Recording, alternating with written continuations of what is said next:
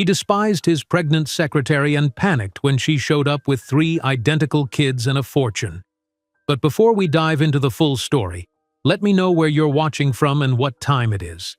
Now, subscribe to the channel, and let's get started.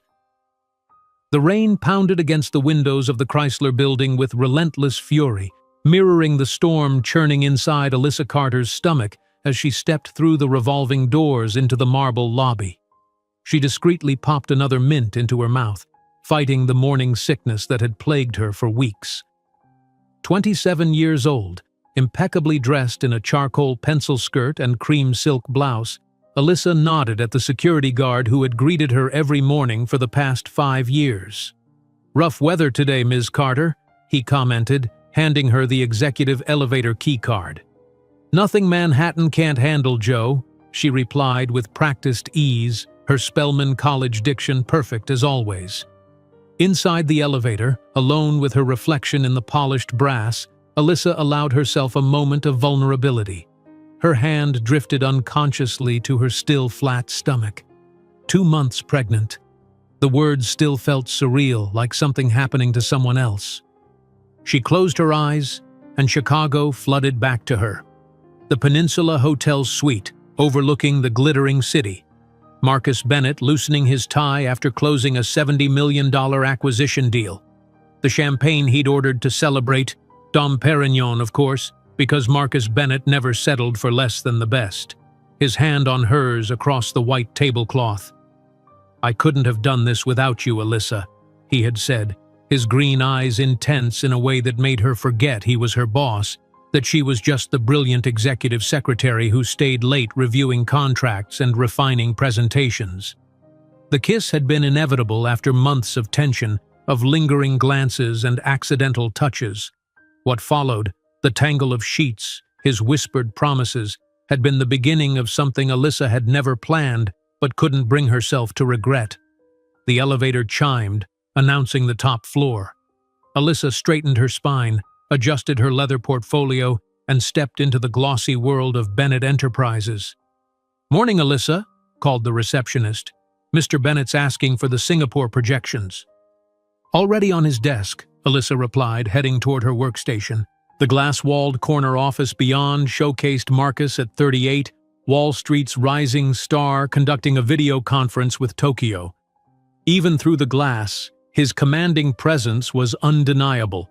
6'2", broad-shouldered in his tailored Armani, salt and pepper at his temples adding gravitas to his youthful features. For the next 2 hours, Alyssa buried herself in work, reviewing contracts and coordinating meetings with the efficiency that had made her indispensable. All while the secret grew inside her, changing everything. At 11:30, she watched Marcus end his call. It was time. She'd rehearsed this moment for days, weighing every word, imagining his reaction. Would he be shocked? Pleased? Would they finally make public what had been private for months? She slipped into the executive bathroom, checking her appearance one last time. Her dark skin glowed despite her exhaustion, her natural hair perfectly styled in a professional updo. "You can do this," she whispered to her reflection. Marcus was reviewing documents when she knocked on his open door.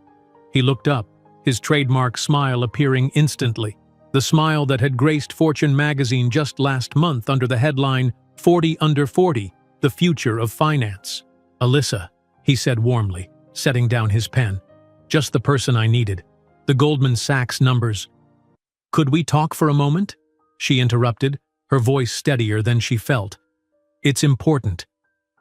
Something in her tone made him pause. He glanced at his watch, a Patek Philippe worth more than her annual salary, then nodded. "Of course. Close the door." The mahogany-paneled office with its floor-to-ceiling views of Manhattan had always intimidated her, even as she'd spent countless late nights there working alongside him. Now it felt like a courtroom.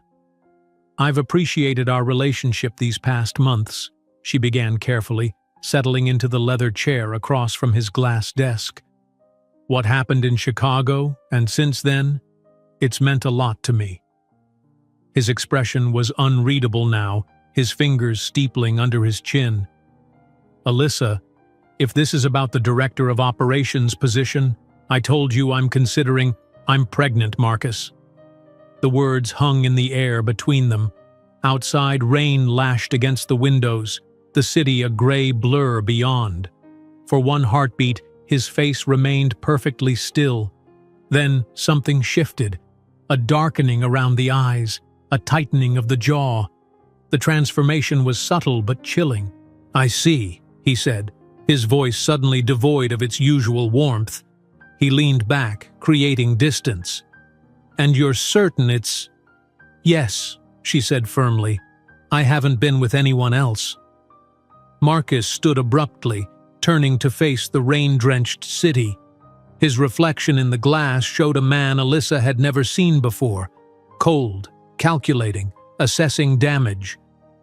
"This is unfortunate timing," he said finally. "We have the Morgan merger happening. $780 million with decidedly conservative investors." He turned back to her. "What exactly were you expecting, Alyssa?" The question caught her off guard. I thought we should discuss our options. Together." His laugh was short, bitter. "Options? A black pregnant secretary doesn't exactly align with the image I'm building on Wall Street." He adjusted his French cuffs, a nervous habit she'd noticed only during his most stressful negotiations. "Honestly, did you really think I would welcome this news? This is an inconvenience, Alyssa, not a champagne occasion." Each word struck like a physical blow. Alyssa sat perfectly still, years of professional composure the only thing keeping her from crumbling. "I thought, given our relationship—" "Relationship?" Marcus cut in. "We had some enjoyable moments. That hardly constitutes a relationship." He opened his desk drawer and extracted an envelope, sliding it across the glass surface toward her. 3 months' salary. More than generous considering the situation. You have until lunch to clear your desk. Alyssa stared at the envelope, unable to process what was happening. "Marcus, we've worked together for 5 years. I thought—" "You thought wrong," he interrupted, his tone glacial. "You will never be anything but an embarrassment to me. That child will be your burden, not mine. Frankly, someone with your background should know better than to ruin your life like this." Her legs trembled as she reached for the envelope. Marcus had already picked up his phone. "Janet, I need HR in my office. We're implementing a personnel change." 15 minutes later, Alyssa sat at her desk, a cardboard box beside her. Into it, she mechanically placed her meager possessions. A framed Spelman diploma, a withering office plant, a single photograph from last year's company Christmas party where Marcus had his arm casually draped around her shoulders, smiling for the cameras as if she meant something. Whispers rippled through the office. Executive assistants and analysts who had greeted her warmly that morning now averted their eyes, the corporate ecosystem rapidly adapting to her sudden fall from grace. At precisely 12:30, 2 security guards appeared at her desk. "We'll escort you downstairs, Ms. Carter," the older one said, uncomfortable but firm. Alyssa stood, dignity her last possession. She lifted the cardboard box, her entire professional life reduced to its confines, and walked toward the elevator, head high despite the tears threatening to spill. The same elevator that had carried her up that morning now delivered her to the lobby, a journey that felt like descent into a new reality. The rain continued unabated as the guards walked her to the front entrance. "Do you need us to call you a cab, ma'am?" the younger guard asked, genuine concern in his voice. "No, thank you," Alyssa replied, her voice distant even to her own ears. She stepped onto the sidewalk, no umbrella, the rain immediately soaking through her blouse. The cardboard box began to disintegrate in her arms. She managed to hail a yellow cab, sliding into the back seat with her dissolving life. "Where to, lady?" the driver asked.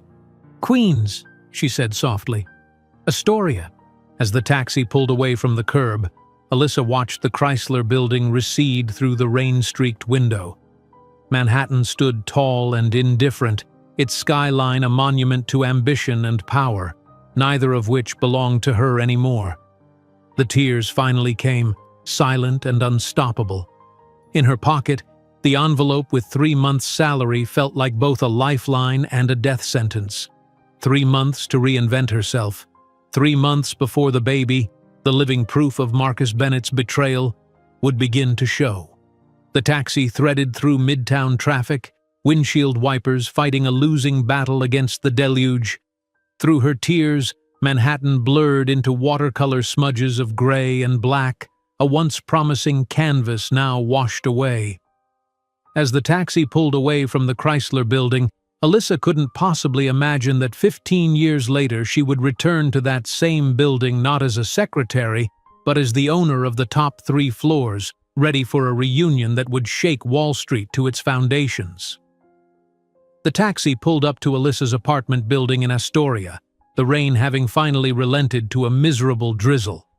She paid the driver with trembling hands and stood on the sidewalk, her soaked cardboard box threatening to split open completely. The 5-story walk-up loomed before her, its faded brick exterior matching her crumbling spirits. Inside her 1-bedroom apartment, Alyssa placed the soggy box on her small kitchen counter and stared blankly at the peeling wallpaper. The silence pressed against her eardrums. For 5 years, her life had been filled with the constant hum of the Bennett Enterprises offices, phones ringing, printers whirring, Marcus's confident voice dictating letters she would later type. Now there was nothing but the occasional drip from her leaky bathroom faucet and the muffled sounds of her neighbors arguing through the thin walls. She sank onto her worn sofa, the envelope from Marcus still clutched in her hand. With mechanical movements, she opened it and counted the money. 3 months' salary. Enough to cover rent for a while, but then what? Her hand drifted to her stomach. Not just her anymore. "What am I going to do?" she whispered to the empty room. The following morning brought nausea so violent that Alyssa barely made it to the bathroom. Kneeling on the cold tile floor, heaving into the toilet, the reality of her situation crashed over her like a tidal wave. This wasn't going away. This wasn't a nightmare she would wake from. 3 hours later, she sat in the sterile waiting room of a community health clinic in Queens, surrounded by other women in various stages of pregnancy. The forms on her clipboard seemed endless. When she reached the line asking for father's name, her pen hovered uncertainly before she left it blank. "Carter?" the nurse called, mispronouncing her name. "The doctor will see you now." The examination room was cold, the paper gown thin and crackling as she shifted nervously on the table. Dr. Patel, a kind-eyed woman with gray-streaked hair, reviewed her chart. "First pregnancy, Ms. Carter?" "Yes," Alyssa answered, her voice small. The ultrasound gel was shockingly cold against her skin. Dr. Patel moved the wand methodically, her expression changing from professional neutrality to surprise. "Oh," she said softly, adjusting a dial on the machine. "Is something wrong?" Alyssa's heart raced. "Not wrong, doctor," Patel said carefully, "but I am seeing 3 distinct gestational sacs. Ms. Carter, you're carrying triplets." The world seemed to tilt sideways. "Triplets?"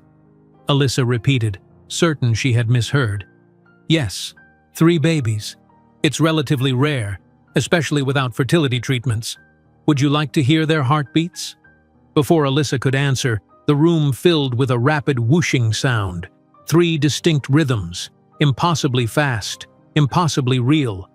3 heartbeats, 3 babies, 3 lives depending solely on her. Later that afternoon, Alyssa wandered through Flushing Meadows Park, the November wind stripping the last leaves from the trees. 3 babies. The phrase echoed with each step she took. The park was nearly deserted, patches of early frost glittering on the grass. "How am I going to do this?" she whispered to the bare trees. 3 babies. How? She sat on a cold bench, Marcus's check burning in her pocket like a brand. A mental calculation. Rent, utilities, food, prenatal care, and then 3 of everything. Cribs, clothes, diapers. The money wouldn't last 3 months, let alone until she could work again. The next morning began a humiliating parade of closed doors. The recruitment agency that had once courted her for executive positions now had nothing suitable at the moment when she inquired about temporary work. The human resources manager's eyes had flickered briefly to her midsection, though she wasn't showing yet. "Your experience is impressive, Ms. Carter," he said, not meeting her eyes. "But our clients expect a certain consistency of service." By week's end, Alyssa had been rejected by 6 agencies. She took to scanning classified ads, circling positions far below her qualifications. Her first placement came through a night shift data entry position at an insurance company. From 8 at night until 4 in the morning, Alyssa sat in a fluorescent-lit basement office, inputting endless streams of policy numbers into an outdated database. By morning, her fingers would be stiff and aching, her eyes burning from screen glare. She would sleep fitfully for a few hours before nausea woke her, then attend afternoon appointments with doctors who expressed increasing concern about her exhaustion. "High-risk pregnancy" became a common phrase at these visits. "You need rest, Ms. Carter." Rest was a luxury she couldn't afford. When the data entry position ended after 3 weeks, she found work at a telemarketing center. The script was rigid, the customers often hostile, and the supervisor watched her with thinly veiled disapproval as her pregnancy became more apparent. "We maintain a professional environment here," he commented when she had to rush to the bathroom during a call. "Our clients expect consistency." Consistency. The word followed her like a curse. By her 4th month, with her pregnancy now visible, even temporary positions became scarce. She switched to night shifts at a 24-hour call center, answering customer service inquiries for a cable company. The fluorescent lights made her skin look sallow. The constant sitting caused her ankles to swell painfully. One Sunday evening, while taking out her trash, Alyssa noticed a discarded laptop in the building's dumpster. On impulse, she retrieved it. The case was cracked, the battery dead, but when she plugged it in, the screen flickered to life. It took her 3 nights of tinkering after her shift to get it fully functional. With the reclaimed laptop perched on her small kitchen table, Alyssa discovered free online programming courses. The first time she successfully ran a simple piece of code, she felt a flicker of something she hadn't experienced in months: hope. Night after night, while the rest of Queens slept, Alyssa taught herself Python, JavaScript, and SQL. The logical patterns of code made sense in a way her life currently didn't. When her code executed perfectly, it provided a moment of control in an existence that had spiraled beyond her grasp.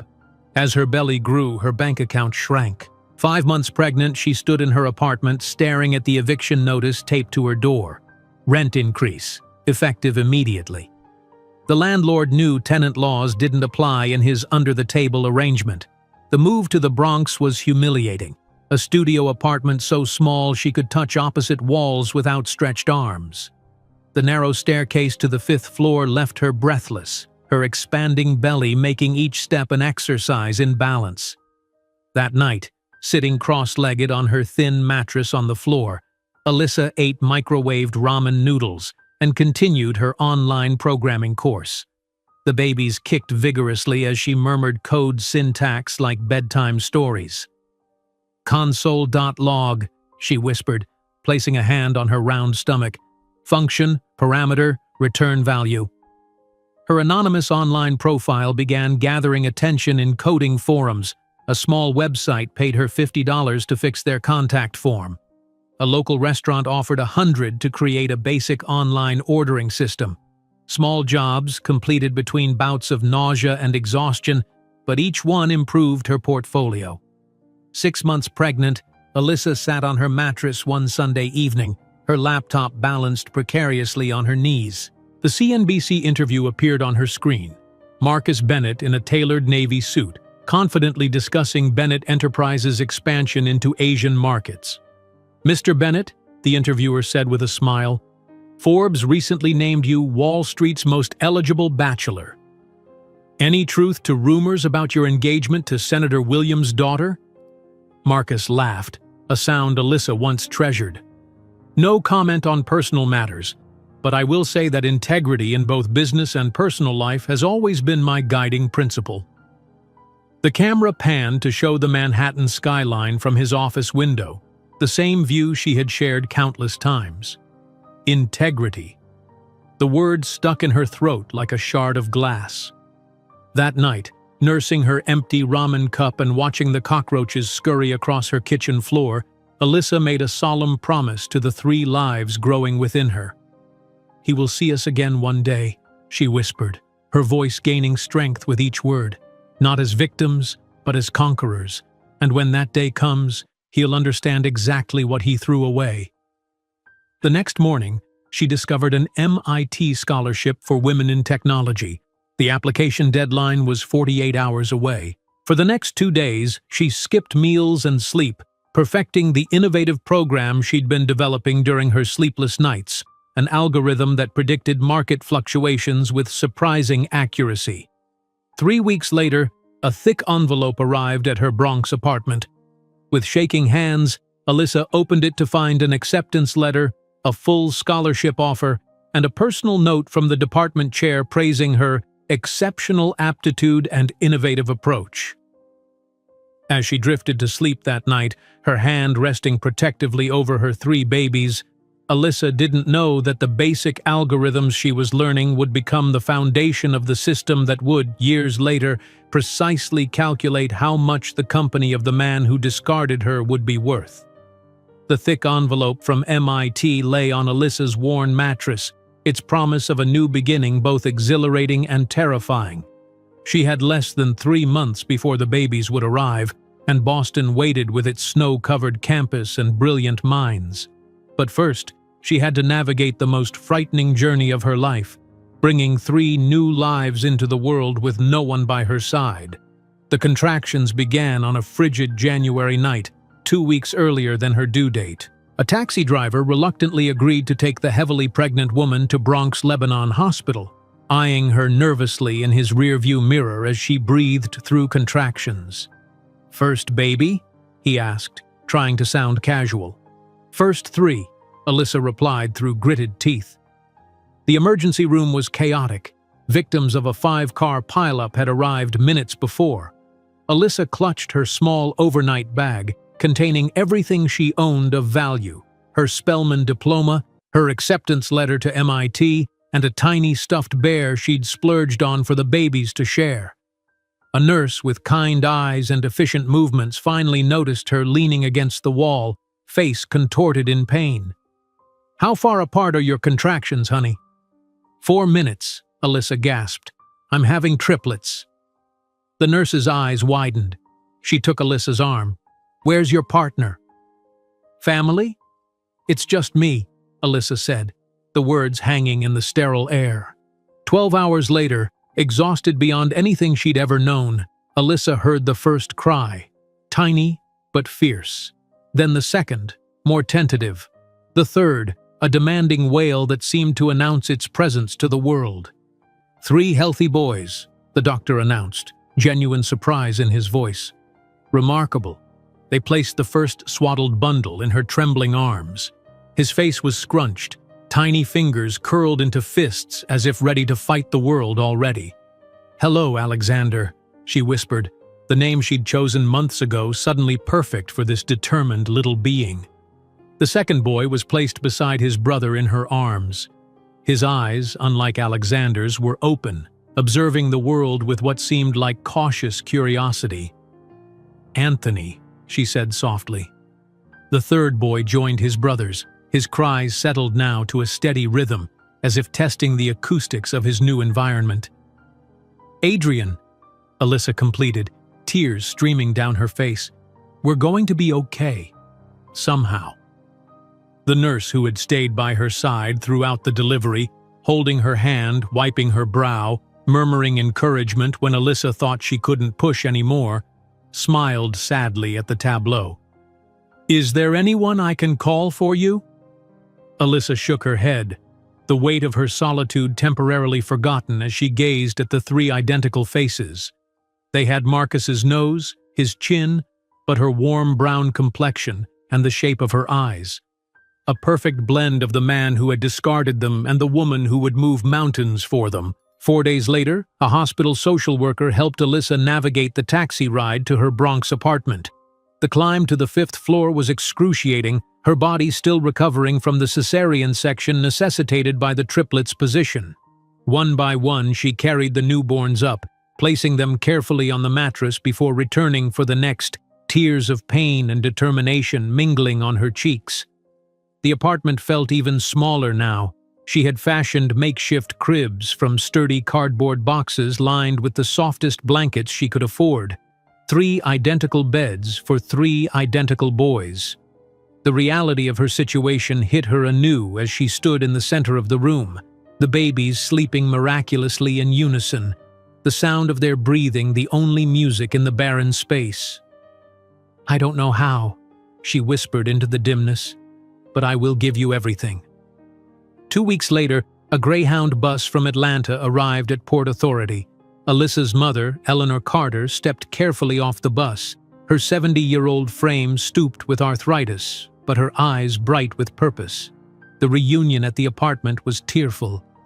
"Oh, Alyssa," Eleanor breathed, taking in the sparse conditions and the 3 babies sleeping on the mattress. "Why didn't you tell me sooner?" "I didn't want to worry you," Alyssa admitted. "Your heart condition? Nonsense. These are my grandsons." Eleanor's voice broke. "I may be old, but I can still change a diaper." For the next 3 weeks, Eleanor's presence was a godsend. She showed Alyssa how to bathe 3 squirming infants, how to decipher different cries, how to snatch moments of sleep in the chaos. Her gnarled hands moved with surprising dexterity, swaddling and rocking with the muscle memory of a woman who had raised 4 children of her own. But as February turned to March, Eleanor's breathing became more labored with each climb up the stairs. "I can't do these stairs anymore, baby," she admitted one evening, clutching her chest. "My heart just won't take it." The morning Eleanor left, she pressed $300 into Alyssa's hand. "It's not much, but it's what I can spare from my Social Security." "Mom, I can't." "You can, and you will," Eleanor said firmly. "And when you're rich and famous with that big brain of yours, you can buy me a house with an elevator." They both laughed through their tears, knowing it was a fantasy but needing the comfort of the dream. Alone again, Alyssa established a brutal routine. When all 3 babies miraculously slept, she worked on her laptop, taking on small coding projects that could be completed during those precious windows of peace. When one woke, the delicate balance collapsed, often leading to hours of cycling between feeding, changing, and soothing 3 infants who seemed to communicate their distress to each other with some secret triplet frequency. Sleep became a distant memory. Alyssa existed in a haze of exhaustion, often finding herself standing in the kitchen with no memory of why she'd gone there. She lost weight rapidly, her clothes hanging from a frame that had no reserves left. The first real crisis came when Anthony developed a high fever at 6 weeks old. The pediatric emergency room was packed with crying children and frazzled parents. Alyssa waited 5 hours, holding Anthony's burning body against her chest, while Alexander and Adrian slept in the double stroller she'd found abandoned in her building's basement. "Insurance?" the intake nurse asked when they finally called Anthony's name. Alyssa produced her Medicaid card, received the familiar look of judgment, and followed the nurse down a corridor of crying children. "Ear infection," the overworked doctor diagnosed after a cursory examination. "Fairly severe. He'll need antibiotics." The prescription cost $47, money earmarked for the electric bill. Alyssa handed over the cash without hesitation, then returned to the apartment to find a warning notice from the utility company on her door. That night, she opened her refrigerator to find it nearly empty. Half a carton of milk, a few eggs, some wilting vegetables. She hadn't eaten a proper meal in days, giving what little she had to maintain her milk supply for the triplets. As she heated water for yet another cup of ramen noodles, her laptop screen illuminated with a breaking news alert. The familiar face of Marcus Bennett appeared, standing before the iconic Tokyo skyline. The caption read, Bennett Enterprises secures historic Japanese market deal. Wall Street's most eligible bachelor has done it again, the reporter's voice announced over footage of Marcus cutting a ceremonial ribbon. Bennett's innovative approach to cross-cultural investment has opened doors previously thought impenetrable to American firms. Sources close to Bennett suggest this deal alone could be worth over $3 billion. The camera zoomed in on Marcus's confident smile as he stood alongside Japanese executives and a blonde woman whose diamond bracelet caught the light with each graceful movement of her wrist. "And it seems Mr. Bennett may soon be off the market," the reporter continued. Senator Williams's daughter, Catherine, has been spotted with the financial wunderkind at several high-profile events, including tonight's celebration. Alyssa stared at the screen, at the life that could have included her and the 3 boys now sleeping on the mattress beside her. The ramen water boiled over, hissing as it hit the burner, snapping her back to reality. "He will see us again," she whispered, the promise from months ago renewed as she looked at her sons. Not as victims, but as conquerors. The next morning, with renewed determination, Alyssa applied for remote coding positions with tech startups while the triplets napped. She revised her MIT acceptance, confirming her enrollment for the fall semester. Then she did something she hadn't allowed herself before. She researched childcare options in Cambridge, reaching out to family housing services at the university. That night, as she nursed the triplets in sequence, a rhythm she had perfected over the weeks, she spoke to them about their future. "Boston has snow in the winter," she told them softly. "And MIT has buildings full of people who change the world. We're going to be among them soon." As the boys drifted to sleep, their tiny hands occasionally twitching in shared dreams, Alyssa opened her laptop once more. Her fingers moved across the keyboard with purpose, developing the algorithm she'd begun months ago. The code flowed from her mind to the screen, elegant in its logic, revolutionary in its approach. Dawn was breaking when she finally saved her work and closed the laptop. The triplets would wake soon, hungry and demanding, but for now, in this moment of quiet, Alyssa allowed herself to believe in the impossible future she was coding into existence.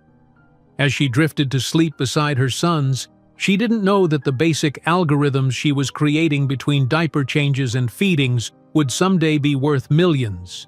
The first brick in an empire that would one day make Bennett Enterprises look like a backyard operation. The algorithms that had begun on a salvaged laptop in a Bronx apartment were now displayed on the gleaming screens of MIT's Advanced Computing Lab. Alyssa Carter raced across the Cambridge campus, her worn leather messenger bag slung across her body, containing 3 identical lunchboxes alongside her research papers. The autumn leaves crunched beneath her sensible shoes as she checked her watch, 15 minutes late to pick up the triplets from the university's subsidized childcare center. "I'm so sorry," she breathed as she burst through the doors of the Rainbow Room, where 5-year-old Alexander, Anthony, and Adrian sat in a perfect row, tiny legs dangling from plastic chairs, matching backpacks beside them. "No worries, Ms. Carter," the center director smiled. "They've been entertaining themselves with some rather complex math problems. Your boys are quite remarkable." Alyssa knelt before her sons, their identical faces serious beneath curly black hair. "I lost track of time in the lab. Professor Kaplan wanted to discuss my algorithm modifications." "Did he like the sequential processing element?" Alexander asked, his vocabulary startlingly advanced for kindergarten. "He did," Alyssa smiled, gathering their backpacks. "He thinks it might be publication-worthy." The walk to their apartment took 20 minutes, the boys chattering about their day. Their subsidized housing unit was small but clean, a significant upgrade from the Bronx studio. Alyssa set a pot of water boiling for pasta while the triplets arranged themselves in a circle on the living room floor, puzzle pieces spread between them. "Mom, this one's wrong," Anthony called, holding up a mathematics worksheet. "The teacher said 6 times 7 is 42, but she marked my answer wrong when I wrote 42. Alyssa leaned over to examine the paper. "You wrote 24, sweetheart." "Oh." Anthony frowned. "My brain was thinking the right thing." "Your brain is amazing," Alyssa assured him, stirring the pasta.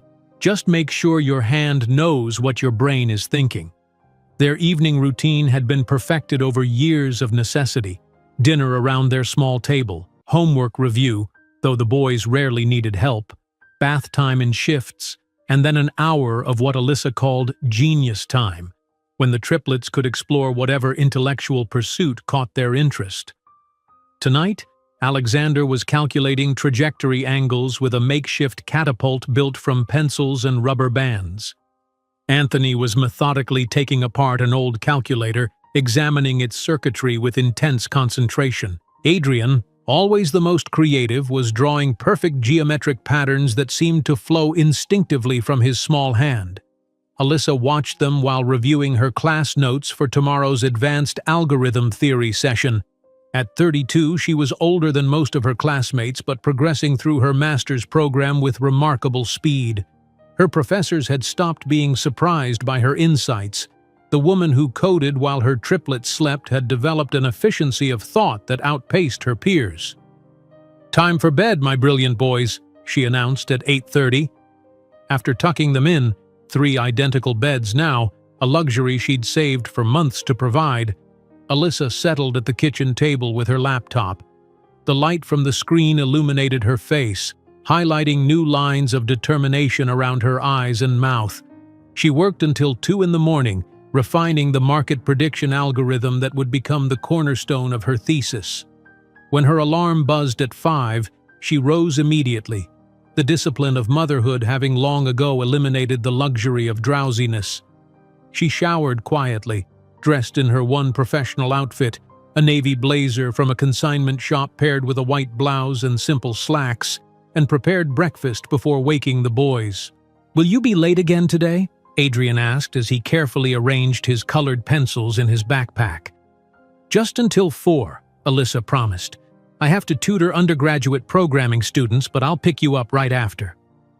The campus bustled with privileged youth, many stumbling to morning classes in rumpled clothes after late nights of parties Alyssa had never experienced.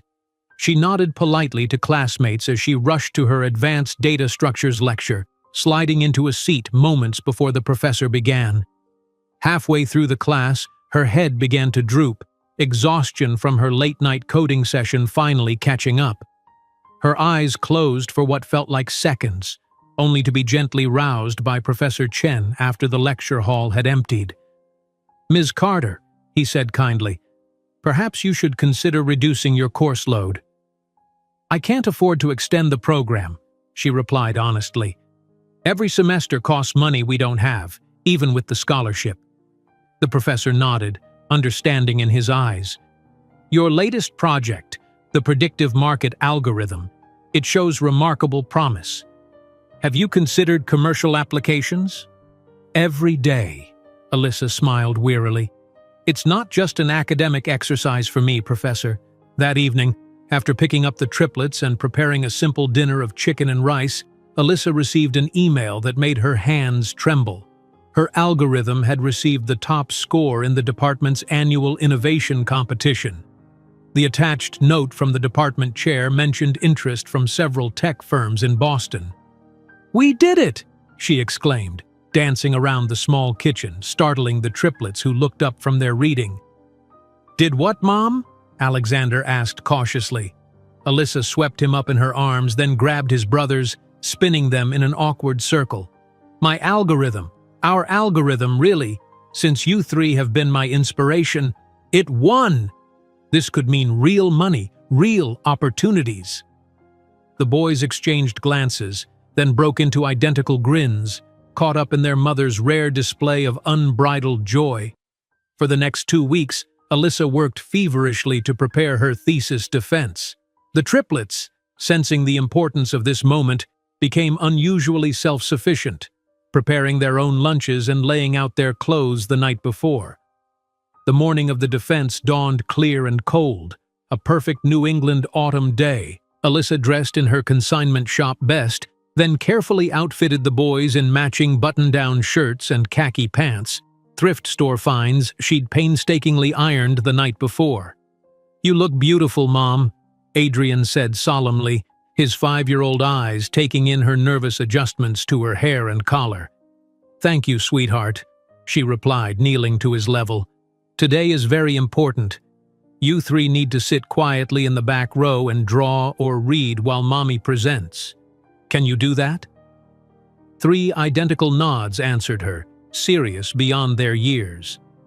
The lecture hall was intimidating, rows of seats rising in a semicircle around the presentation area, where 5 distinguished professors sat behind a long table.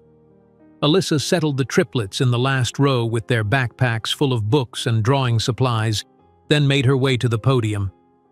"Good afternoon," she began, her voice steady despite her racing heart. "My thesis presents a novel approach to predictive market analysis through adaptive learning algorithms." For 45 minutes she explained her innovation, fielding increasingly interested questions from the panel. The triplets, true to their word, sat silently in the back row, occasionally looking up from their drawing pads to watch their mother with undisguised pride. As Alyssa concluded her presentation, the department chair leaned forward. "Ms. Carter, this is not merely academic theory.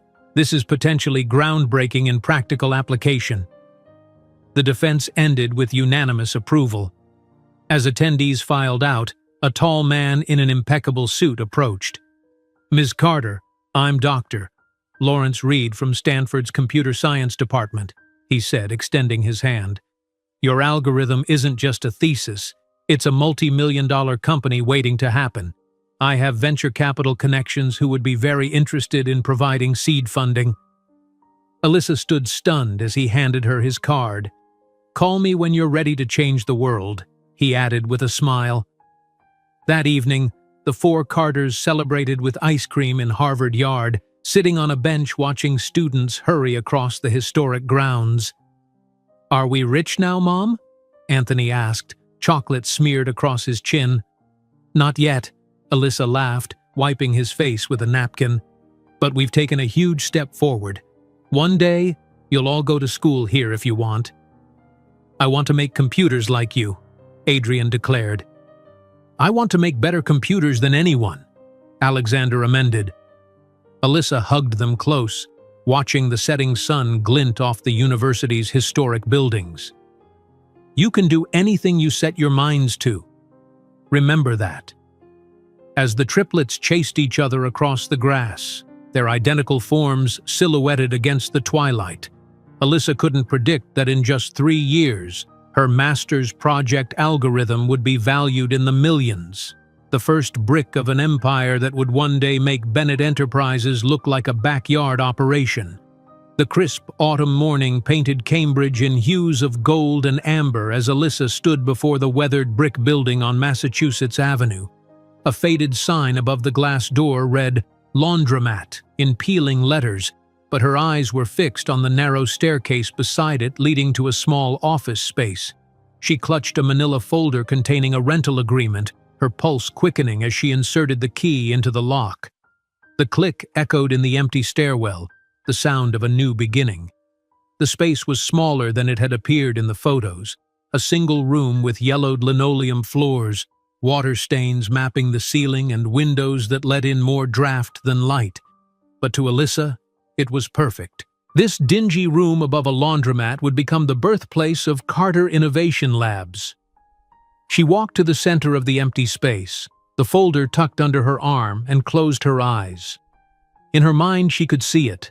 Desks lined with computers, whiteboards covered in code, her algorithm evolving into something that would change everything. When she opened her eyes, reality returned. Bare walls, dust motes dancing in the thin shafts of morning light, the distant rumble of washing machines below. "It's not much," she whispered to herself, "but it's ours." 3 days later, Alyssa sat across from 4 potential investors in borrowed office space at MIT. The men in expensive suits examined her business plan with expressions ranging from skepticism to barely concealed dismissal. "Your concept is undeniably innovative, Ms. Carter," said the oldest, peering over his glasses, "but we have concerns about execution risks." "What risks specifically?" Alyssa asked, keeping her voice steady. The youngest investor cleared his throat. Frankly, your personal situation represents a significant variable. 3 young children, no partner, limited business experience. Our analytics suggest your analytics can't measure determination, Alyssa interrupted, her voice soft but firm. The algorithm that impressed you enough to take this meeting was developed while my sons slept in the next room. I built it between diaper changes and kindergarten drop-offs. The men exchanged glances. Alyssa gathered her papers with deliberate calm. Gentlemen, I'm not asking you to bet on my circumstances. I'm offering you the opportunity to invest in demonstrable innovation. If you can't separate the two, someone else will. She left with no funding, but with her dignity intact. It was the first of 7 similar rejections over the next 3 weeks. On a Friday evening in early spring, Alyssa worked through the night at her newly established office. The space now contained 3 second-hand desks, mismatched chairs rescued from university surplus, and 1 powerful computer that consumed half her remaining savings. Anthony slept peacefully in her lap, his small body warm against her as her fingers flew across the keyboard, refining code that would eventually power their future. At 6 in the morning, Alexander and Adrian arrived with Mrs. Peterson, the elderly neighbor who watched the boys when Alyssa needed to work overnight. They insisted on coming early, Mrs. Peterson explained apologetically. Something about helping build furniture? The triplets, now 5 and a half, approached the pile of unassembled shelving units in the corner with the seriousness of surgeons preparing for an operation. This is a logical sequencing problem, Alexander announced, examining the instruction sheet. Adrian, sort the screws by size. Anthony, group the wooden pieces by length. Alyssa watched in amazement as her sons transformed the puzzle of parts into a methodical assembly process. By mid-morning, perfect shelving units lined the wall, ready to hold the technical manuals and reference books essential to their operation. "How did you know how to do that?" she asked, genuine wonder in her voice. "It's just patterns, Mom," Alexander replied simply. "Like your code, but with physical objects." That afternoon, while reviewing the core algorithm for market prediction, Alyssa encountered an error that had eluded her for weeks. The function kept returning anomalous results when processing certain data sets. "What's wrong, Mom?" Alexander asked, noting her frustration. Alyssa explained the problem in simplified terms, not expecting comprehension. Alexander studied the screen for several minutes, his small face scrunched in concentration. "There," he said finally, pointing to a line midway through the function. "You're checking if it's greater than instead of greater than or equal to." Alyssa stared at the code, then at her 5-year-old son. The error was exactly where he indicated, a single missing equals sign that had cost her weeks of debugging. With trembling fingers, she made the correction, ran the program, and watched as the data flowed perfectly through the algorithm. "Alexander," she whispered, "you just saved me weeks of work." He shrugged, already returning to his book. It was obvious. The morning routine became a carefully choreographed dance, waking at 5, preparing 3 identical lunches with notes tucked inside, checking homework assignments, and rushing to the bus stop by 7:30. Alyssa would then sprint across Cambridge to her office, where she spent days refining the product and nights searching for clients willing to take a chance on an unproven startup. Most evenings, the triplets completed their homework at the office, quietly working at a small table she'd set up specifically for them. When potential clients called, they knew to remain silent, invisible to the web camera, as Alyssa presented her software with professional confidence that belied their precarious financial situation. In June, after months of rejections and near misses, Alyssa scheduled a video presentation with Meridian Financial, a mid-sized investment firm in Boston. As she prepared to connect, Anthony developed a sudden nosebleed. 5 minutes, she whispered desperately, pressing tissues to his nose while adjusting her webcam to exclude the scene of minor chaos. "Just give me 5 minutes to start the presentation." The call connected, revealing 3 executives in a sleek conference room. Alyssa smiled professionally, her hand still applying pressure to Anthony's nose below the camera's view. "Gentlemen, thank you for your time today.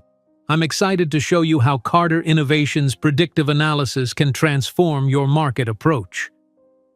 For 20 minutes, she delivered a flawless presentation, her voice steady despite the triplets silently handling the medical situation at her feet.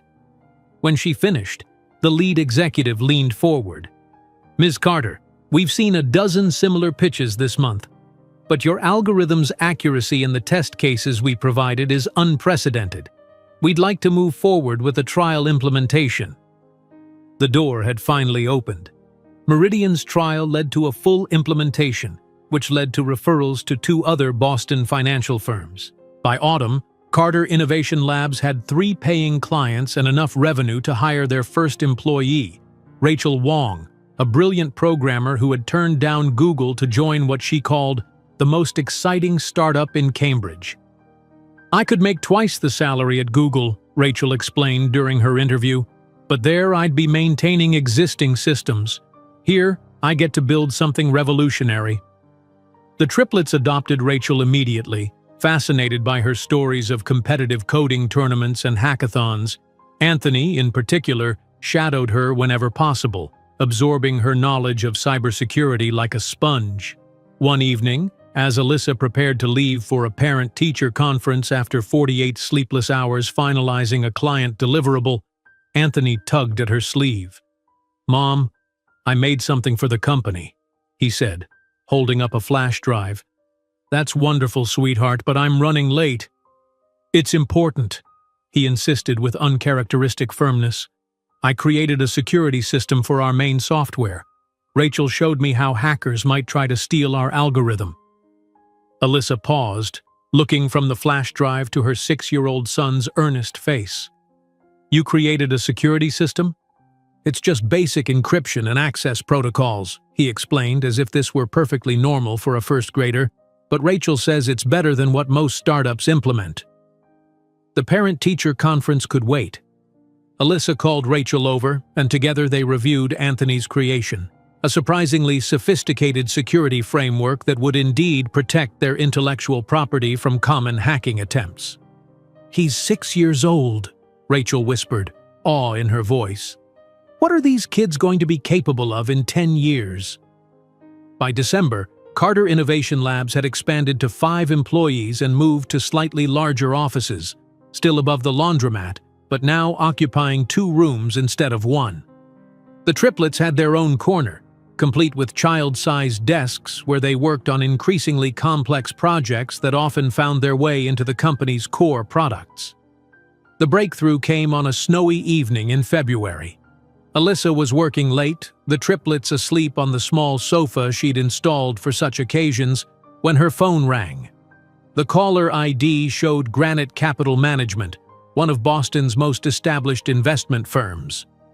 "Ms. Carter," the voice on the other end began without preamble, "our team has been testing your risk analysis program for the past month without your knowledge.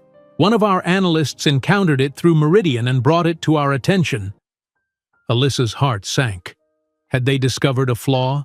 A security breach? "Your algorithm predicted market shifts last week that none of our internal systems caught," the voice continued. "We'd like to discuss acquisition of the software.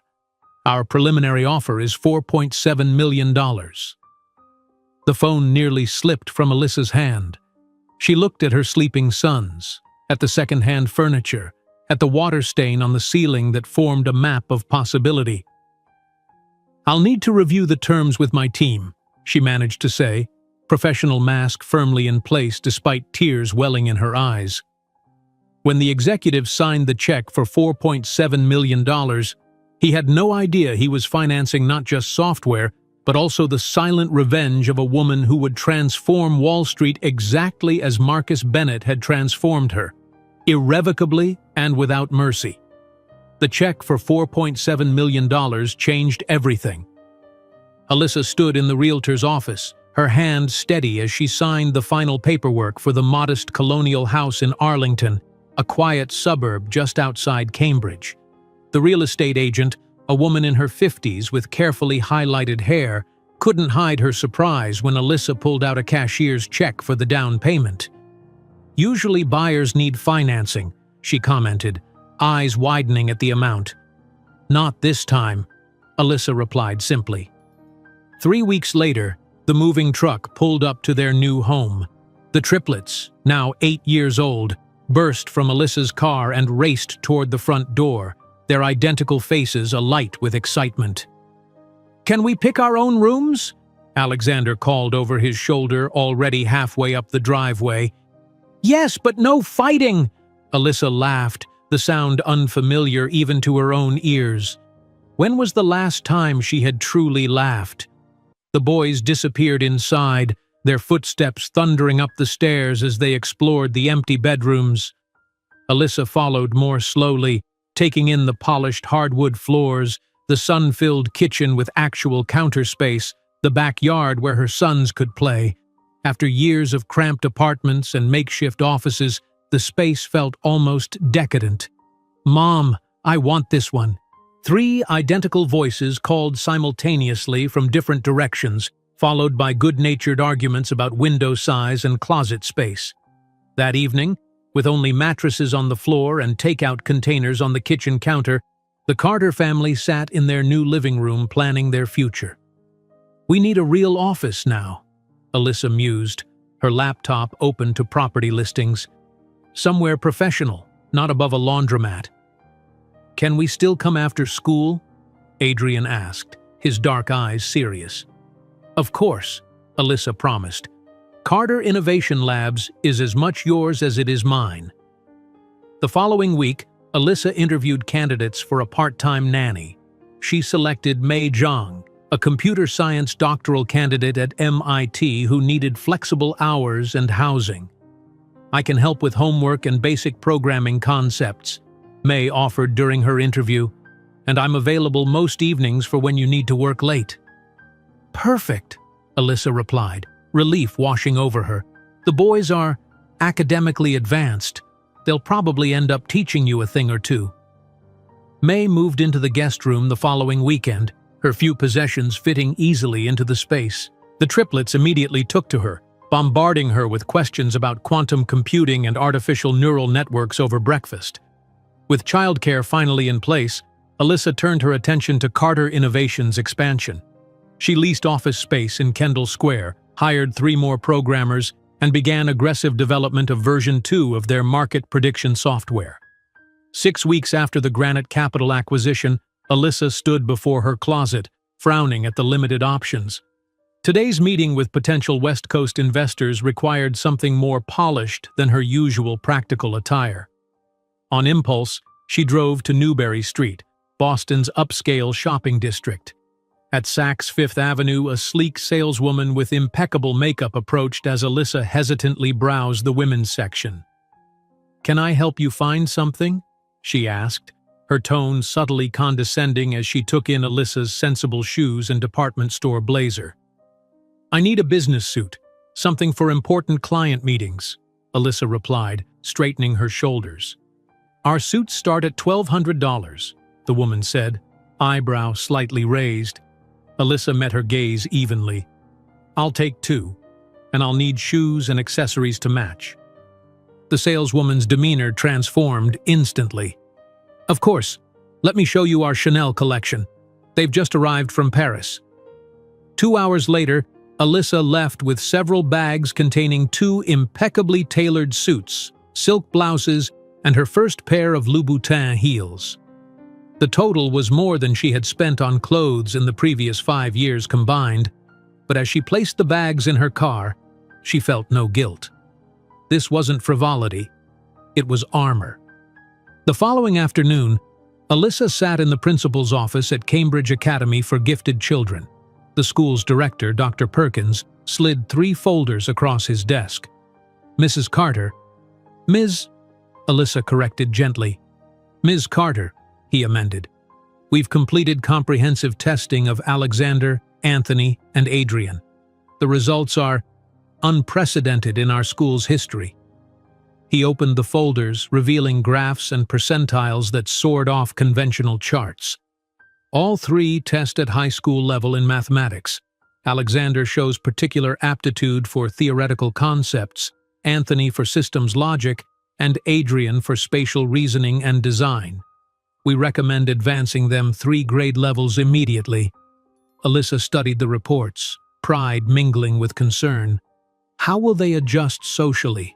That's our primary concern as well, Dr. Perkins admitted. They're emotionally well-adjusted now, but the age gap could be challenging. After careful consideration and long discussions with the boys themselves, Alyssa decided on a compromise. Advancement by 1 grade level, with supplemental advanced coursework in their areas of strength. That spring, the triplets' distinctive talents became increasingly apparent. Alexander spent hours in his room developing his first rudimentary machine learning algorithm, a simple program that could predict which cereal each brother would choose based on previous selections. "It's just pattern recognition," he explained when Alyssa expressed amazement. "Humans do it all the time without thinking." Anthony, meanwhile, demonstrated his own specialization when Alyssa discovered him methodically testing the new home security system she'd installed. "Mom, I got in," he announced proudly one afternoon. "Got in where?" Alyssa asked, looking up from her laptop. "The security system.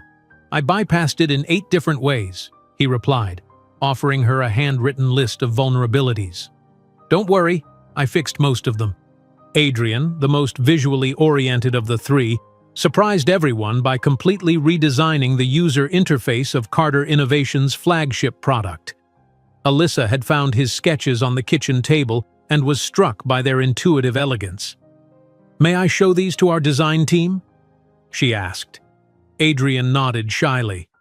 "I just made it so it makes sense to me." 2 weeks later, Carter Innovation implemented Adrian's design, and client feedback was unanimously positive. "Remarkably intuitive," one executive commented. "It's as if the software anticipates the user's next thought." In her rare quiet moments, usually late at night after the boys were asleep, Alyssa reviewed her 5-year business plan. The projections she had once thought ambitious now seemed almost conservative. At their current growth rate, Carter Innovation would exceed $10 million in revenue by year 3, with potential for exponential growth beyond. On a crisp autumn morning, Alyssa sat for her first interview with a technology magazine. She had prepared meticulously, wearing one of her new Chanel suits, her natural hair styled in a sophisticated twist. "Nervous?" the young reporter asked as the photographer adjusted lighting. "A little," Alyssa admitted, smoothing her skirt. "Don't be. You're already a legend in Boston tech circles. The single mom who coded her way to millions while raising triplets? It's the perfect narrative." The interview flowed more easily than Alyssa had expected. She spoke about her algorithm, her vision for adaptive AI in financial systems, carefully sidestepping personal questions about the triplets' father. When the magazine hit stands 3 weeks later, Alyssa's phone buzzed constantly with congratulatory messages and new business inquiries. The headline read, "The Algorithm Queen: How Alyssa Carter is Rewriting the Rules of Financial Technology." The most unexpected consequence came 2 days later. An email from Tech Giant Corporation, a Silicon Valley behemoth, expressing interest in acquiring Carter Innovation Labs for $180 million. Alyssa read the email 3 times, her hands trembling slightly. The amount was staggering, enough to secure her family's future for generations. She printed the offer and placed it in a folder, saying nothing to her team or the triplets until she had processed it fully. That evening, she broke her own rule about discussing business at dinner. "I received an acquisition offer today," she said casually, watching her son's reactions. "How much?" Alexander asked practically. $180 million. 3 forks clattered against plates simultaneously. "Are you going to sell?" Anthony asked, his voice uncharacteristically small. Alyssa studied their faces. "I wanted your opinions first. This affects all of us." The boys exchanged glances, that silent communication they'd perfected since infancy. "It's our company too, Mom," Adrian said finally. "We built this together." "We're just getting started," Alexander added. "The next version will be worth much more." Anthony nodded firmly. Selling now would be suboptimal resource allocation. Alyssa smiled at their business jargon, but recognized the deeper sentiment. The next morning, she called Tech Giant's CEO. "I appreciate your interest," she said confidently, "but Carter Innovation isn't for sale at any price." "You're making the biggest mistake of your career," he replied incredulously. "Our offer won't stay open indefinitely." "That's a risk I'm willing to take," Alyssa responded, ending the call.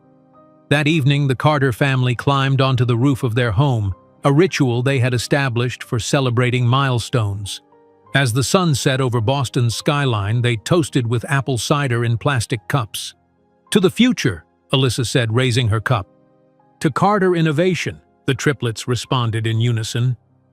As they watched the horizon transform from gold to deep purple, Alyssa couldn't imagine that her refusal of $200 million would be viewed as legendary 3 years later, when Carter Innovation would be valued at nearly $1 billion, attracting attention from investors and publications that would inadvertently put her back on Marcus Bennett's radar.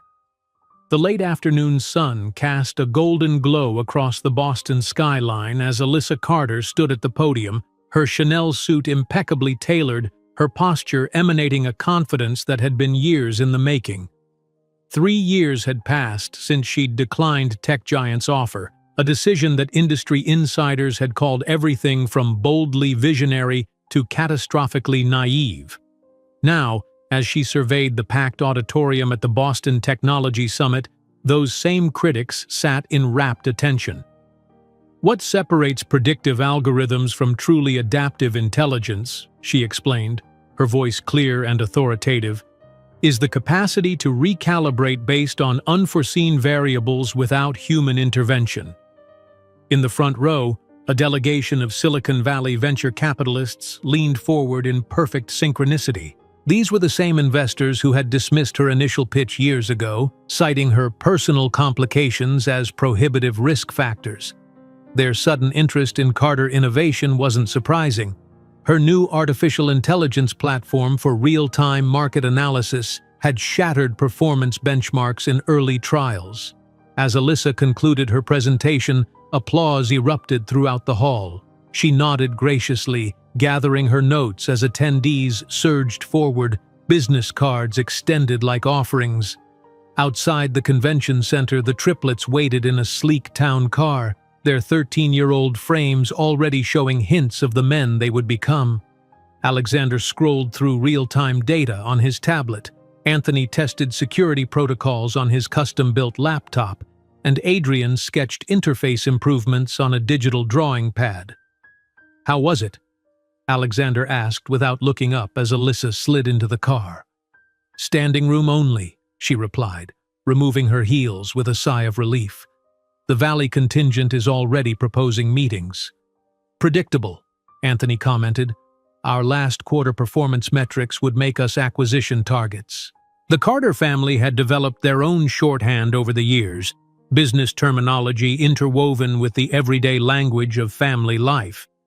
As the car navigated through Boston traffic, they discussed market projections and homework assignments with equal seriousness. That evening, as Alyssa reviewed acquisition proposals in her home office, her chief financial officer called with news that would alter their trajectory. "Bridgewater Ventures is offering $300 million for a 30% stake," he reported. "But they want you in Silicon Valley. They're insistent on physical proximity to their other portfolio companies." Alyssa glanced at the framed photograph on her desk.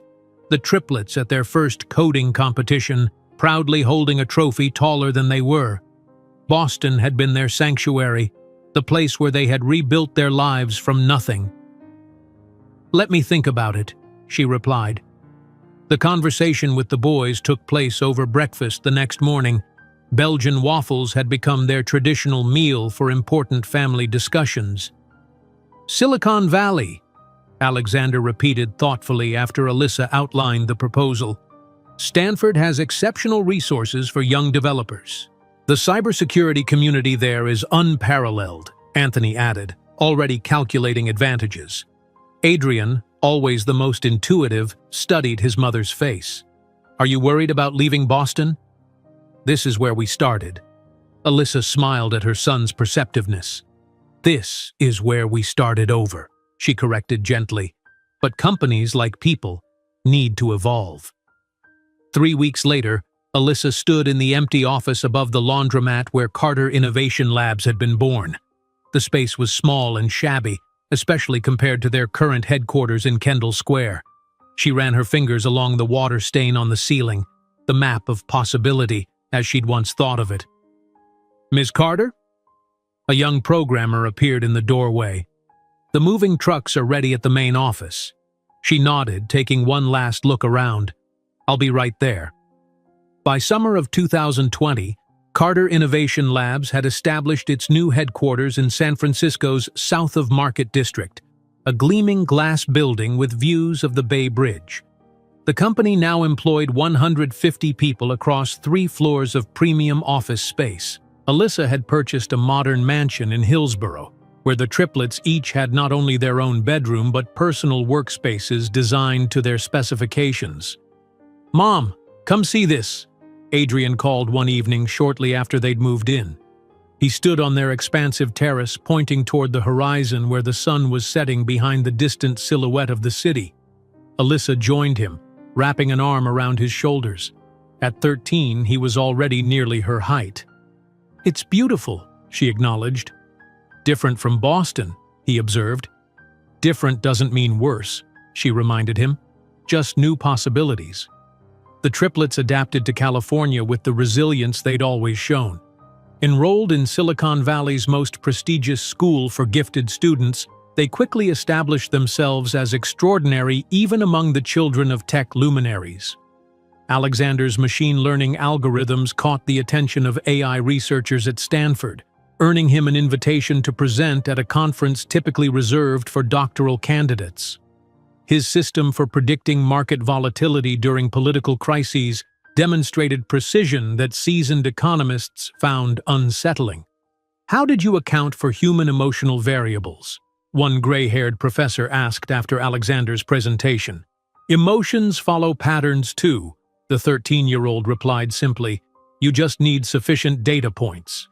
Anthony, meanwhile, had developed a passion for cybersecurity that bordered on obsession.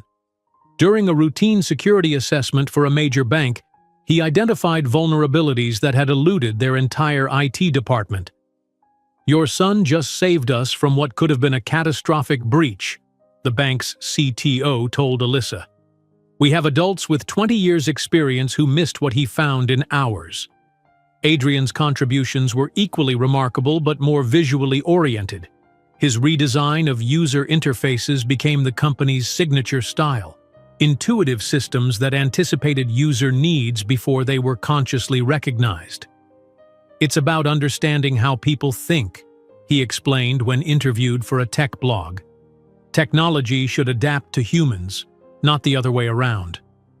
As Carter Innovation expanded, Alyssa implemented policies that reflected her own journey. The company headquarters included a state-of-the-art childcare center open to all employees. Flexible working hours accommodated parents, and a generous education stipend supported employees pursuing additional degrees while working.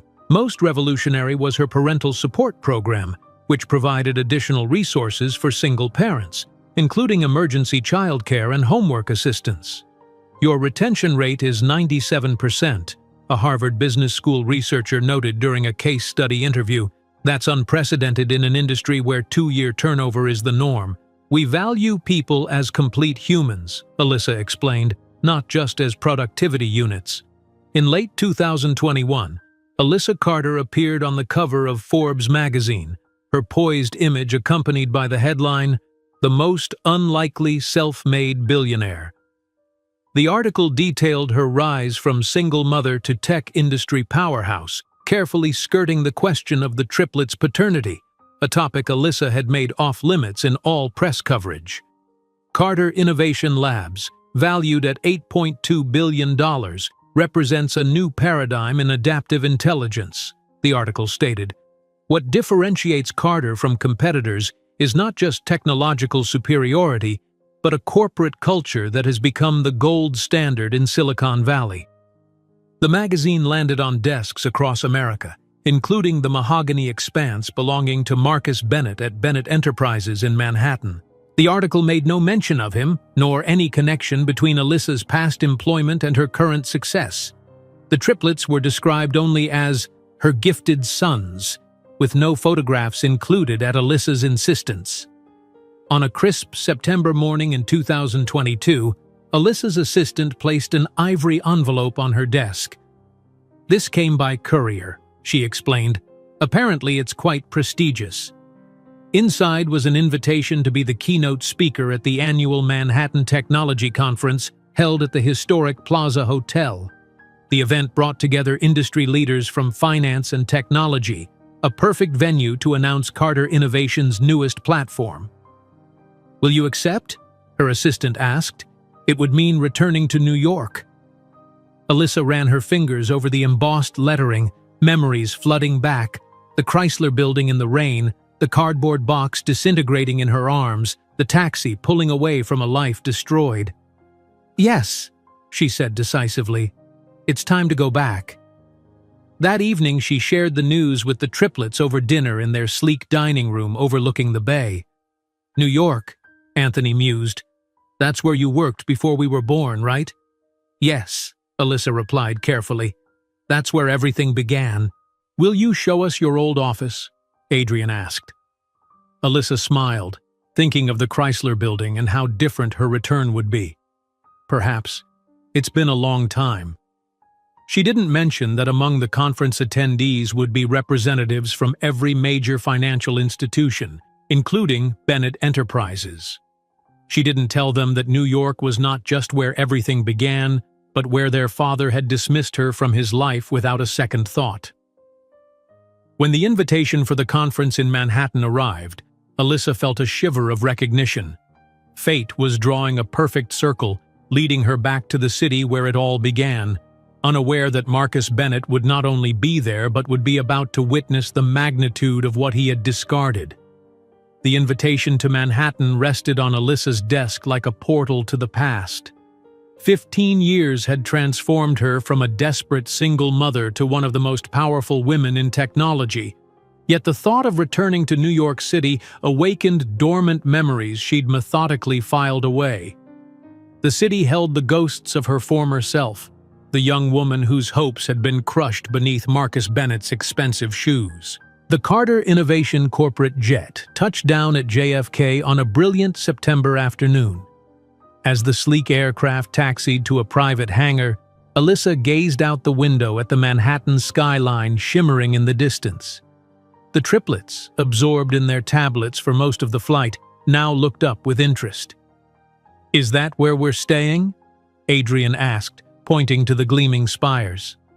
"The Four Seasons," Alyssa confirmed as they descended the aircraft stairs to where a black Maybach limousine waited on the tarmac. "In Midtown." The contrast with her last departure from this city wasn't lost on her. 15 years ago she'd left in a yellow taxi, pregnant and sobbing, a disintegrating cardboard box on her lap. Now she returned in a private jet, her sons beside her, her company's logo emblazoned on her luggage. The driver loaded their bags with practiced efficiency. "Welcome back to New York, Ms. Carter," he said, holding the door open. "Traffic is light today. We should reach the hotel in under 40 minutes. As the limousine glided through Queens toward the Midtown Tunnel, Alyssa's mind wandered to the tiny apartment she'd once occupied in Astoria. Did the bathroom faucet still leak? Did the radiator still clank in the middle of the night? "Mom?" Alexander's voice pulled her back to the present. "The Midtown probability models show significant congestion near Bryant Park. Should I suggest an alternate route?" Alyssa smiled at her son's practical nature. "I'm sure the driver knows best." The Four Seasons presidential suite occupied the entire 51st floor, offering panoramic views of Central Park and the city beyond. The triplets explored the space with the methodical curiosity that characterized everything they did, examining the technology and amenities with critical eyes. "The automation systems are 2 generations behind," Anthony noted, inspecting the room's control panel. "I could upgrade this in an afternoon." "I'm sure the hotel would appreciate your input," Alyssa replied dryly, setting her laptop on the dining table. Her phone chimed with a message from her assistant. "Final conference schedule attached, panel preparations complete, press briefing arranged for tomorrow morning." After settling in, an unexpected restlessness overtook Alyssa. The proximity to her past was disorienting, like standing too close to a once devastating fire and feeling its residual heat. "Boys, would you like to see where we used to live?" 3 identical expressions of surprise greeted her suggestion. The triplets had rarely heard their mother speak of her life before MIT. They knew only the broadest outlines, that she'd worked as an executive assistant in Manhattan, that their father wasn't involved, that they'd struggled before her algorithm changed everything.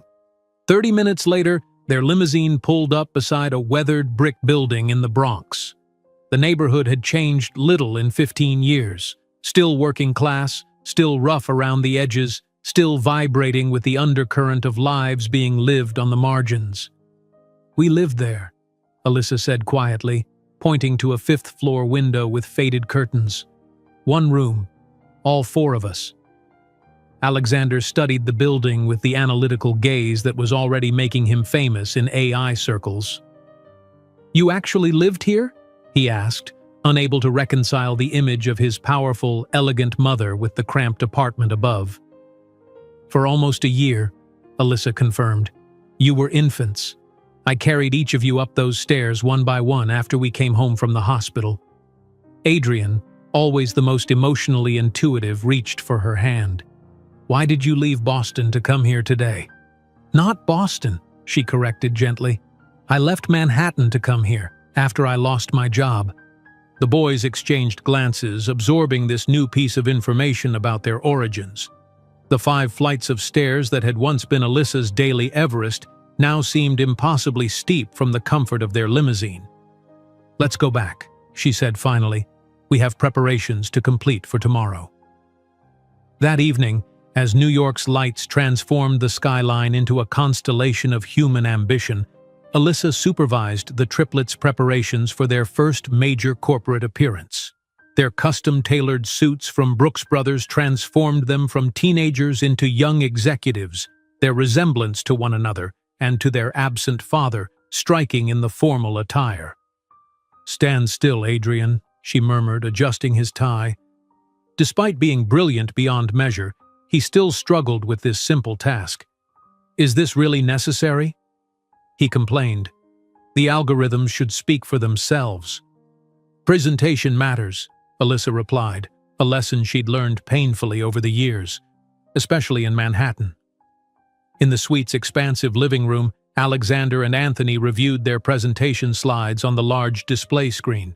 Their demonstration of Carter Innovation's newest AI platform would occupy 15 minutes of Alyssa's keynote address, a carefully choreographed introduction of the next generation of Carter talent. "I'm nervous for you," Alyssa admitted as she inspected her sons, standing in a row like young soldiers prepared for inspection. "Why?" Alexander asked confidently. "We've mastered this presentation." Alyssa's eyes drifted to the window, where the Empire State Building stood illuminated against the night sky. "It's New York," she said simply, "where everything began." "Before us?" Anthony asked curiously, his keen mind always seeking connections between disparate facts. "Yes," Alyssa replied, offering no further explanation.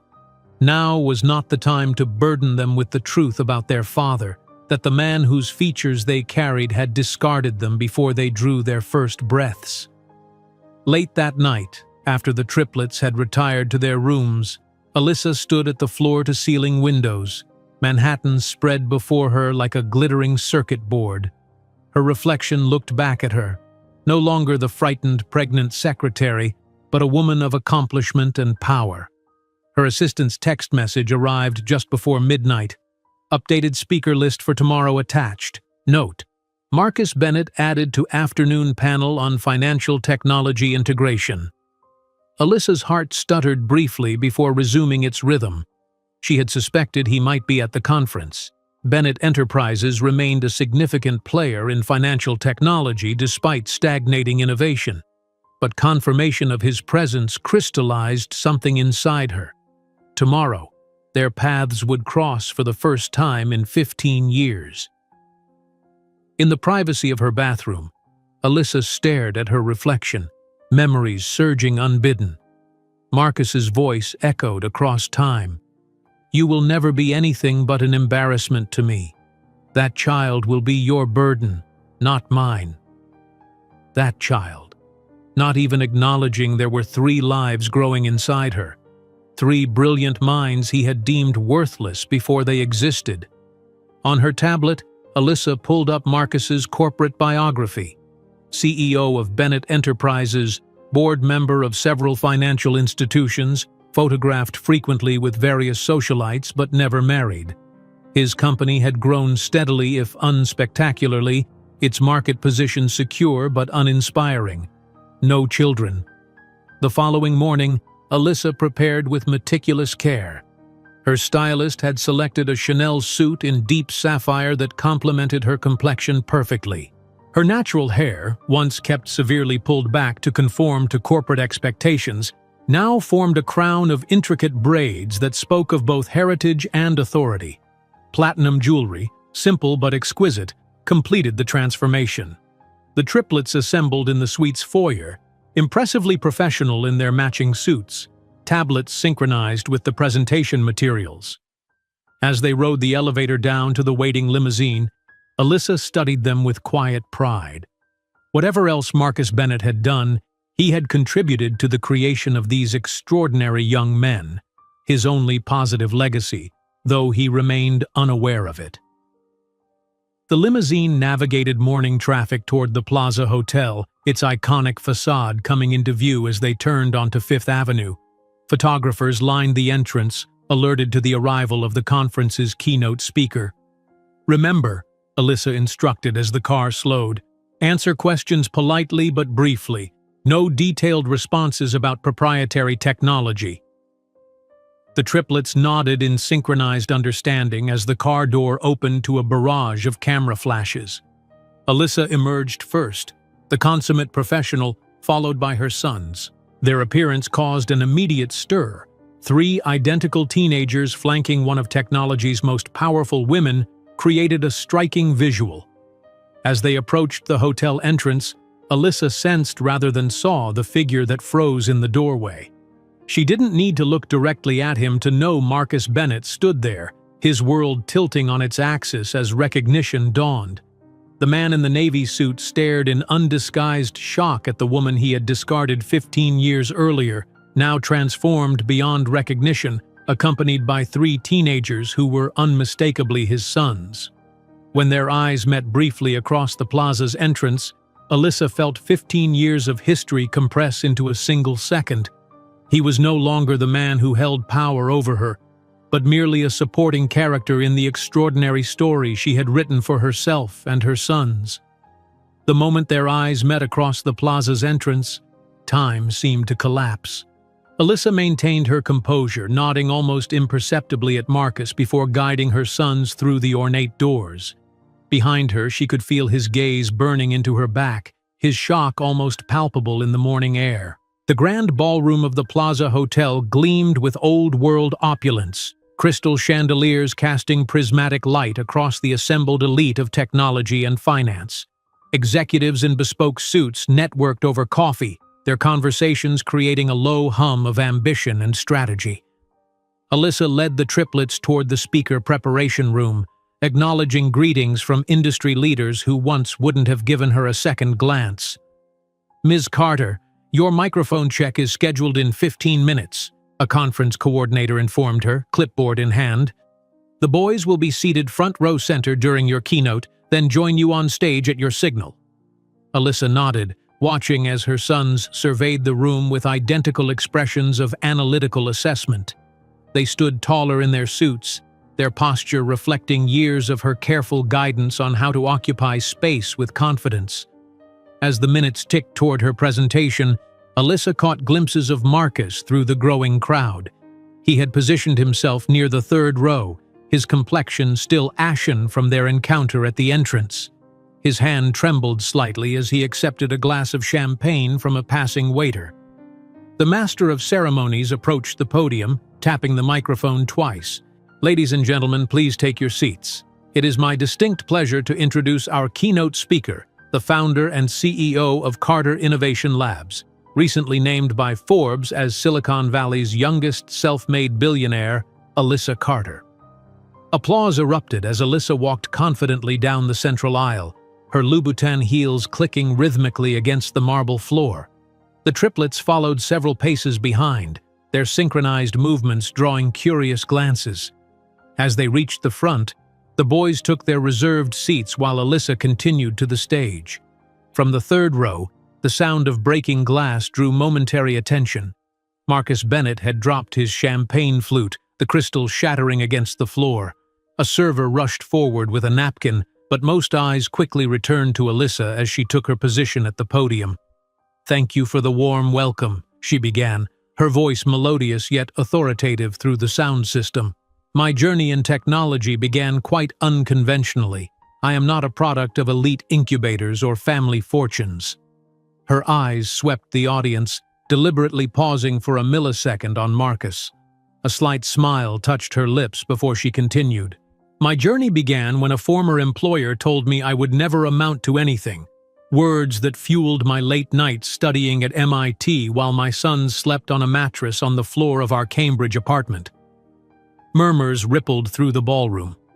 In the third row, Marcus loosened his tie, suddenly finding it difficult to breathe. For the next 45 minutes, Alyssa presented Carter Innovation's revolutionary advances in predictive AI, weaving technical data with her philosophy of adaptive intelligence. Her command of the material was absolute, her presence magnetic. The audience, composed of the most jaded technology executives in the world, sat captivated.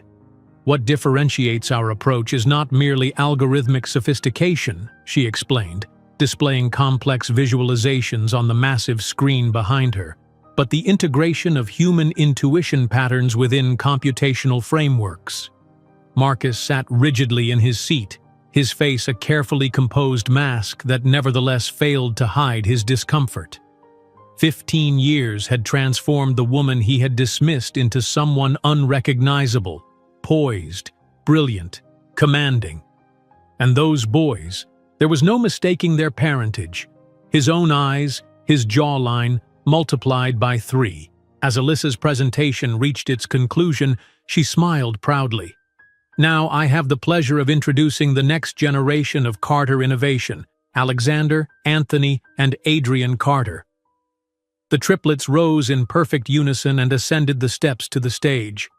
Their resemblance to Marcus was so striking that several executives glanced between them and the known CEO, their expressions shifting from curiosity to dawning realization. Alexander took the lead, his confidence evident as he addressed the audience. "Good morning. We'll be demonstrating our new market analysis platform, which integrates real-time global data streams with predictive modeling." Anthony continued seamlessly. "The system processes approximately 8 million variables simultaneously, identifying patterns human analysts would require months to recognize." Adrian completed the trinity. More importantly, it adapts to emerging conditions without manual recalibration, maintaining accuracy even during black swan events. Their presentation proceeded with surgical precision, each brother addressing different aspects of the technology while seamlessly transitioning between speakers.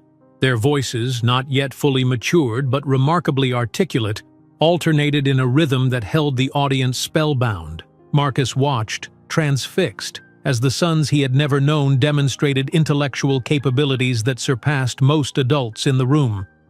They moved with confidence across the stage, their gestures occasionally mirroring his own unconscious mannerisms during presentations. The demonstration culminated with Adrian making a seemingly casual observation. "And this quarter, Our system predicted with 98.7% accuracy which S&P 500 companies would be vulnerable to acquisitions, including 3 subsidiaries of Bennett Enterprises that now form part of Carter Innovations' portfolio. Excited whispers erupted throughout the ballroom. Marcus's face drained of color as the implications registered. Bennett Enterprises had indeed lost 3 subsidiary companies to anonymous buyers in the past quarter, transactions his team had characterized as unfortunate but strategically insignificant. Alyssa returned to the microphone amid thunderous applause. As you can see, the next generation of Carter Innovation is just beginning, and as someone who started alone, I cannot express how gratifying it is to build a legacy for my sons, a legacy based on integrity, innovation, and the belief that no one can define your value except yourself. The pointed reference wasn't lost on Marcus, who remained frozen in his seat as the audience rose for a standing ovation. During the cocktail reception that followed, Alyssa found herself surrounded by admirers and potential investors.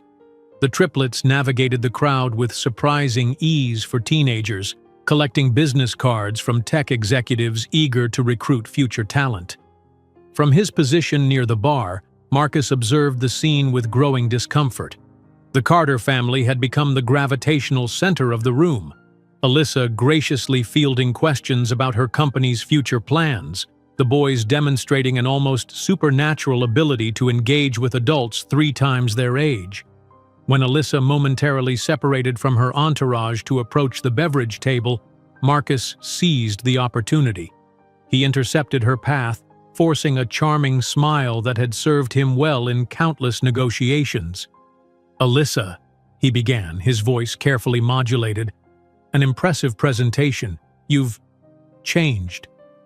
She turned slowly, her eyes assessing him as she would a potential acquisition.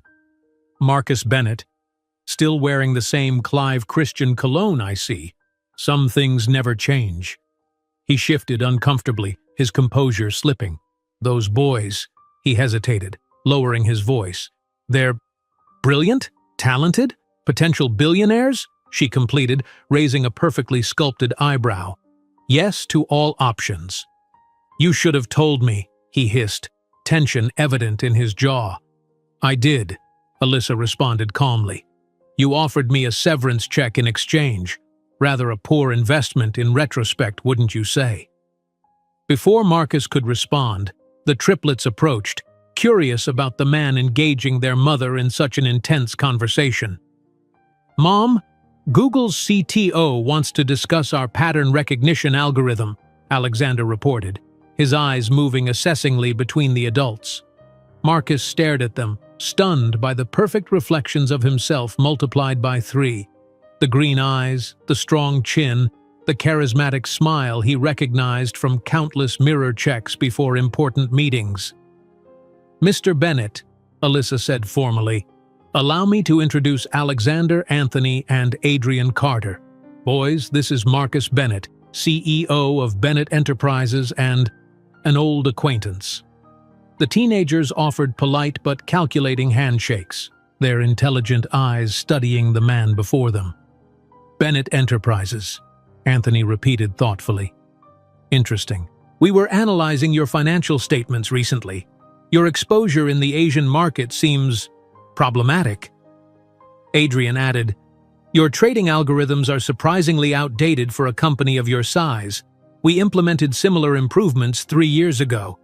Alexander, the most perceptive, studied Marcus's face for a long moment. "Mr. Bennett, your features seem curiously familiar. Have you been photographed for any business magazines recently?"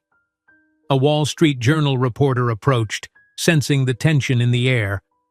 "Mrs. Carter, could you comment on rumors that Carter Innovation has secretly acquired a controlling interest in Bennett Enterprises?" The silence that followed was deafening. Marcus stared at Alyssa with pure shock. Alyssa smiled at the journalist. "I can confirm that Carter Innovation Labs has completed the acquisition of 3 Bennett Enterprises subsidiaries and acquired a significant stake in the parent company. Details will be announced tomorrow, but I can share that we're planning substantial restructuring."